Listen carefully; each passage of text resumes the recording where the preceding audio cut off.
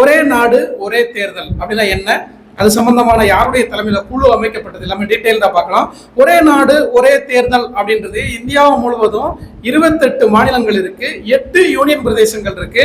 இதுல 28 மாநிலங்களுக்கும் 8 union பிரதேசங்கள்ல 3 union பிரதேசங்களுக்கும் சட்டசபை நடைமுறை இருக்கு. இப்ப இந்த சட்டசபை மற்றும் மக்களவை தேர்தல் சரிங்களா, 28 மாநிலங்கள் மற்றும் 3 யூனியன் பிரதேசங்களுக்கான சட்டசபை மற்றும் இந்தியா முழுவதுக்குமான மக்களவை தேர்தல்களுக்கு தேர்தல்கள் நடைபெறுது. மக்களவை தேர்தல் 5 ஆண்டுகளுக்கு ஒரு முறை நடைபெறுது. ஒவ்வொரு மாநிலம் மற்றும் யூனியன் சட்டசபைக்கும் 5 ஆண்டுகளுக்கு ஒரு முறை தேர்தல் நடைபெறுது. ஆனால் இந்த 5 ஆண்டுகளுக்கு ஒரு முறை அப்படின்றது குறிப்பிட்ட மாநிலங்கள்ல இந்தியா முழுவதும் ஒவ்வொரு ஆண்டுமே ஏதாவது ஒரு சட்டசபை தேர்தல் நடந்துகிட்டே இருக்கு. இதுக்கு நிறைய பணம் செலவாகுது அப்படின்ற ஒரு காரணத்தினால இந்தியா முழுவதும் ஒரே கட்டத்துல ஒரே மாதிரியான தேர்தல் நடத்தணும் அப்படின்றதுக்காக ஒரு குழு அமைக்கிறாங்க. அது யாருடைய தலைமையில் அப்படின்னா, முன்னாள் குடியரசுத் தலைவர் மேதகு ராம்நாத் கோவிந்த் அவருடைய தலைமையில என்ன பண்றாங்கன்னா ஒரு குழு, ஒரே நாடு ஒரே தேர்தல் அப்படின்றதுக்கான ஒரு குழு அமைக்கப்படுது. குறிப்பா இதற்கு முன்னாடி 1951-52 இந்தியாவுடைய முதல் பொது தேர்தல் நடைபெறுது. அந்த 1951-52 இருந்து 1967 வரைக்கும் இந்தியாவில் ஒரே மாதிரியாக தான் தேர்தல்கள் நடத்தப்பட்டிருக்கு. அதற்கு பின்னாடி ஒவ்வொரு மாநிலங்களுக்கும் ஒரு குறிப்பிட்ட காலத்துல சட்டசபை தேர்தல் நடைபெறுது அப்படின்றதுனால இப்ப இந்த ஒரே நாடு ஒரே தேர்தல் அப்படின்ற ஒரு மைய கருத்தை எடுத்து இந்திய அரசாங்கம் 2023 செப்டம்பர்ல ராம்நாத் கோவிந்த் அவர்கள் தலைமையில ஒரு குழு அமைத்தாங்க. அந்த குழுவானது அவங்களுடைய பரிந்துரையை செப்டம்பர் 18, 2024 அவங்களுடைய பரிந்துரையை சமர்ப்பிச்சிருக்கிறாங்க. இதற்கு மத்திய அமைச்சரவை ஒப்புதல் வழங்கியிருக்கு.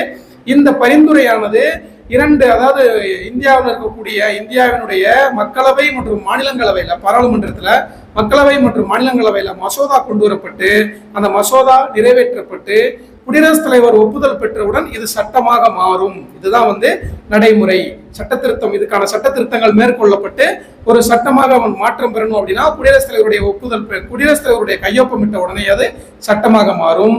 அதற்கான அந்த மசோதா கொண்டு வரதுக்கான வரக்கூடிய சட்டசபை நாடாளுமன்ற கூட்டத்தொடர்ல அதற்கான ஏற்பாடுகளை இந்திய அரசாங்கம் செஞ்சிருக்கிறாங்க. இதன் மூலமா இந்தியா முழுவதும் ஒரே மாதிரியான தேர்தல் சட்டசபைக்கும் மக்களவைக்கும் நடைபெறும் அப்படின்னு அறிவிச்சிருக்கிறாங்க. இதுல இருக்கக்கூடிய சட்ட சிக்கல்கள் நிறைய இருக்கு. உடனே சாத்தியப்படுத்த முடியுமா? நிறைய சட்ட சிக்கல்கள் இருக்கு. அது குறித்த முழுமையான ஆய்வு மேற்கொண்டுதான் இந்த சட்ட திருத்தம் கொண்டு வருவாங்க. ஒரு உதாரணத்துக்கு நம்ம பேசணும் அப்படின்னா, இப்போ இந்திய அரசாங்கம் இருக்கு, அதாவது மத்திய அரசாங்கம் இருக்கு. மத்திய அரசாங்கம் இப்போ இன்னைக்கு இருக்கக்கூடிய சூழ்நிலையிலேயே பார்த்தோம் அப்படின்னா அவங்களுக்கு அறுதி பெரும்பான்மை இல்லை, ஒரு கூட்டணி ஆட்சியா தான் இருக்கு. குறிப்பா பீகாரினுடைய நிதிஷ்குமார் மற்றும் ஆந்திராவில் இருக்கக்கூடிய சந்திரபாபு நாயுடு அவங்களுடைய கூட்டணியில தான் முக்கியமா இந்த ஆட்சி நடைபெற்றுகிட்டு இருக்கு. ஒருவேளை ஒரே நாடு ஒரே தேர்தல் நடைபெற்று இப்ப இது மாதிரியான ஒரு ஆட்சி ஏற்பட்டு திடீர்னு அவங்க தங்களுடைய ஆதரவை விலக்கிக்கிட்டாங்கன்னா மத்திய அரசு கவிழ்ந்துரும்.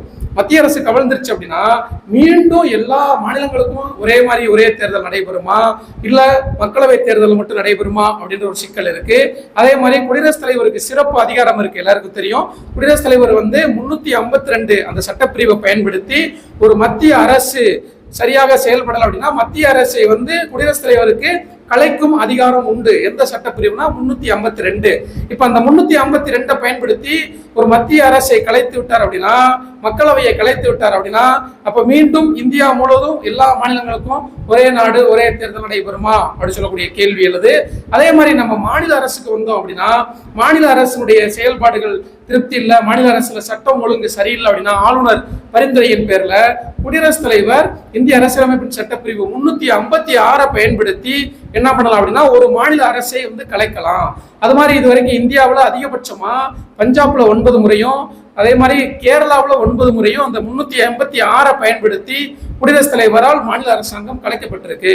அது மாதிரியான ஒரு சூழல் ஏற்படுது அப்படின்னா, ஒரு உதாரணத்துக்கு இப்போ இதே போலவே தமிழ்நாடோ ஆந்திராவோ கர்நாடகாவோ கேரளாவோ பஞ்சாபோ இந்த சட்ட ஒழுங்கு சரியில்லை அப்படின்ற ஒரு சூழலை பயன்படுத்தி குடியரசுத் தலைவர் ஒரு உதாரணத்துக்கு தமிழ்நாட்டினுடைய சட்டசபையை கலைத்து விடுகிறார் அப்படின்னா, அதாவது ஒரே நாடு ஒரே தேர்தல் மாதிரி நடந்து ஒரு 2 ஆண்டுகளுக்குள்ள சட்டசபை கலைக்கப்பட்டது அப்படின்னா மீண்டும் இந்த மாநிலத்துக்கு மட்டும் எப்படி சட்டசபை தேர்தல் நடத்துறது?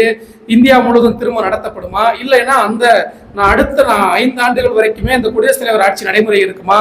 குடியரசுத் தலைவர் ஆட்சியை பொறுத்த வரைக்கும் 6 மாதங்களுக்கு தான் இருக்கணும் அப்படின்னு இருக்கு. அப்ப இது மாதிரியான சிக்கல்கள்லாம் இந்த ஒரே நாடு ஒரே தேர்தல்ல இருக்கு. பட் நமக்கு இப்ப இந்த தகவல் என்ன அப்படின்னா, குடியரசுத் தலைவர், முன்னாள் குடியரசுத் தலைவர் ராம்நாத் கோவிந்த் அவர்கள் தலைமையில தான் ஒரே நாடு ஒரே தேர்தல் அப்படின்ற இந்த தீர்மானம் நிறைவேற்றப்பட்டு அவருடைய அறிக்கை சமர்ப்பிச்சிருக்கிறாரு. இதன் மூலமா இந்தியா முழுவதும் செலவுகளை குறைக்கணும் அப்படின்றதுக்காக தான் இந்த நடைமுறையை கொண்டு வர்றாங்க. இது சட்டமா ஆகணும் அப்படின்னா மக்களவையிலையும் மாநிலங்களவையிலையும் மசோதா நிறைவேற்றப்பட்டு மசோதாவுக்கு ஒப்புதல் அளிக்கப்பட்டு குடியரசுத் தலைவரின் கையொப்பத்துக்கு போனாதான் இந்த ஒரே நாடு ஒரே தேர்தல் என்ற முறை சட்டமாக மாறும். மீண்டும் இதே போல ஒரு தகவல் கேளீர் அப்படின்ற ஒரு தொடர்ச்சியில நம்ம பார்ப்போம். நன்றி, வணக்கம்.